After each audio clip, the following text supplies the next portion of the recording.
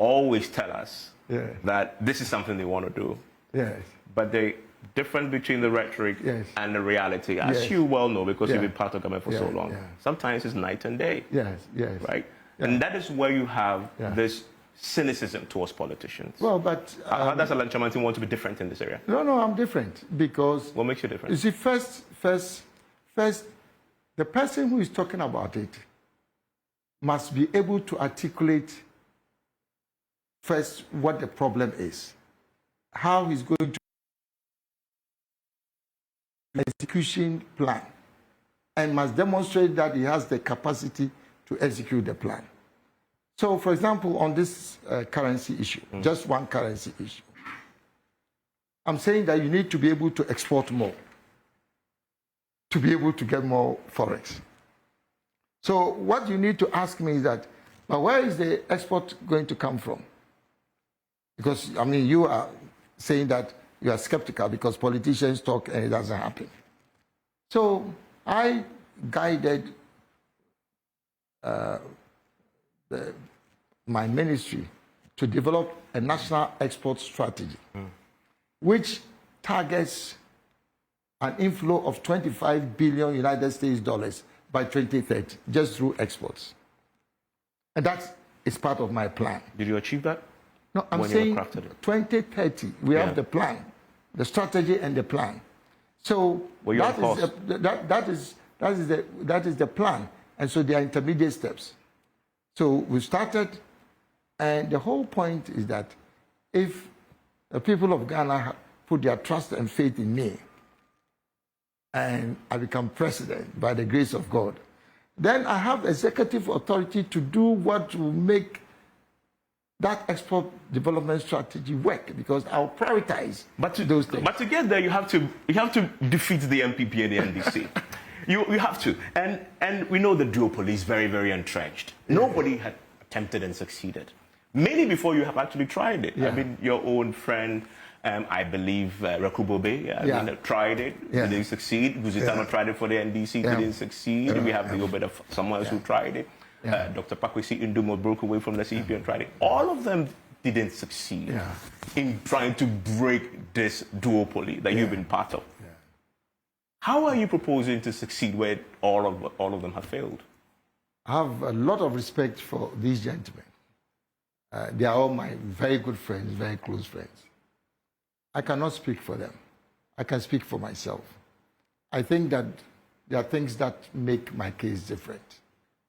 First, because I've been a dominant figure in NPP politics for many years. It's not just because I'm a member of the I'm a founding member of the party.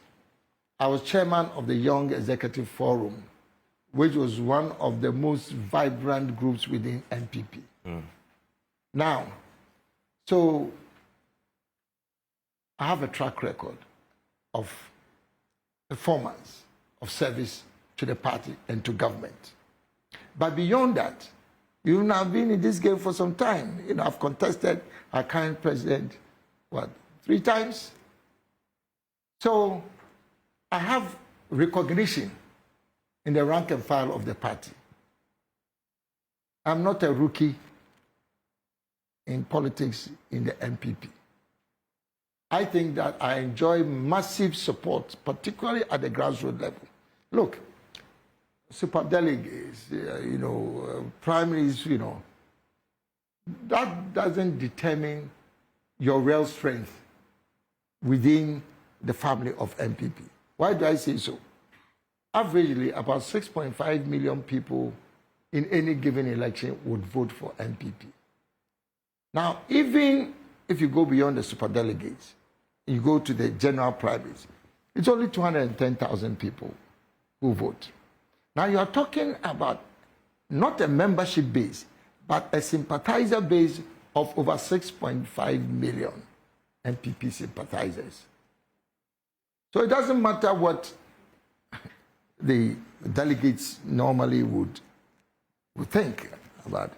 The key is how popular is Alan amongst this broader NPP family. And your answer to that is? That the question of how popular you are? I have a very strong positioning within that community. And now, And so when I hear people say, oh, Alan can go, you know, it will not matter, my simple answer is that wait and see. Let's get to the field and let's wait and see. It is the contest. agronomy. The contest finally will be determined when we have the general election. And but everybody's So I'm saying that if you are talking about the wider NPP family, yes, I have a strong presence there. Oh, within the NPP family. Yes, I'm saying that's one part of it. And then, of course, you're talking about the general one. And then within NDC also. But NPP, they clearly have said you don't. Who says that? I mean, And why should that be the basis for? No, but you make the point yourself that you're very popular among the NPP base. But we've never had a scientific primaries. This is why it's the best place to judge. Well, but that's not Right? representative. That's what I'm saying. I'm talking about the wider base. Of the party. Of the wider base is 6.5 million. So permit me to ask, if that's the case, why didn't you wait till November then? And then the 2002, I would have given you the... I think that is a very small. Still too small. Oh, against 6.5 million? No, that is a sympathizer base. Yeah, no, but it's The grassroots of the party. but We're talking about the grassroots of the No, party. when we talk about NPP, the NPP is not just about delegates or the leaders of the party. That's not the way I see it. Yeah. You know, the wider NPP family. Yeah, but Evans, you see, You really want to do damage. In other words, you say that in 2024, your core base is going to be clawed from that base as an independent, from that 6 million plus. But why do you say damage? I don't know. Oh, I mean, of course, if you are taking, if you are taking the food that the NPP used to eat, as in those numbers, then anybody who votes for you from that group is not voting for the NPP. But also, that's damage. But please remember also that there are two types of elections.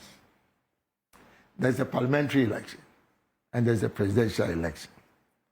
If I wanted, quote unquote, to attack the NPP as a political party, I would have floated a new party. Then that one would have meant that Alan is going in directly to provide an alternative as a party to the NPP. I haven't done that. Oh, so you're being charitable to them? All I'm saying is that those who are members of the NPP, by all means, I've been a founding member of the party. When it comes to parliamentary elections, vote for your parliamentary candidate of choice. MPP, vote for your MPP parliamentary candidate? Yes, candidate of your choice. I mean, there's no problem with that.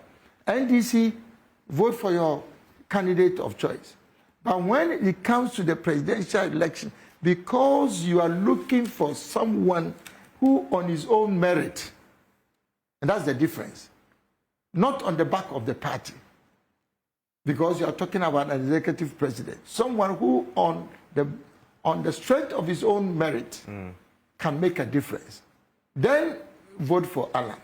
But that would mean the MPP also will not get the presidency. I mean, I don't want to be president just for NPP. I want to be president for the whole of Ghana. I guess that's what an executive president is about. Let me ask you directly. Yeah. Would you admit that at least your core base, and you've talked about it, you say you believe you're very popular within the NPP, that core base, if you stand, the people who vote for you, most likely, majority of them, mainly will come from the NPP base. Is that, you concede that? Based on your own popularity? Yes, absolutely. A significant will come down. But then also, I would be able to make a significant difference with floating voters. Because a floating voter, by definition, is neither a sympathizer of NPP nor a sympathizer of NDC. They are independent. They're swayed by conviction. So they are independent. That's how generally they are described. Now, contrary to what people think, the statistics show that the size of the floating voter public is quite significant. It's almost about 25%. So I'm convinced that because of my disposition in politics, I am the type of candidate that the average floating voter has been waiting for.